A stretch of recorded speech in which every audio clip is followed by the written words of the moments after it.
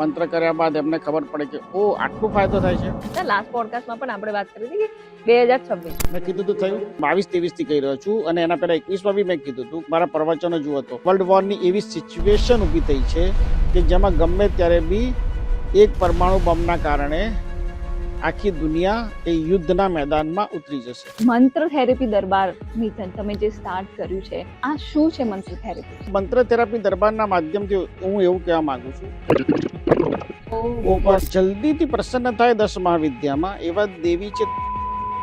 દેવી તમે પૂર્ણ રીતે એ સાધનાના નિયમોનું પાલન કર્યું હોય તો તમને દર્શન પણ આપે. બગલામુખી માતાનો હવન તમે મરચાથી કરાવો, તમારા બધા આર્થિક પ્રોબ્લેમો કે તમારા દુશ્મનોનો બધાનો વિનાશ થશે. તો આમાં કેટલી સચ્ચાઈ છે? ઓમ નમઃ શિવાય નહીં કરવાનું જાપ, એની જગ્યાએ તમારે રીમ નમઃ શિવાય. ભૂલથી ના કરાય.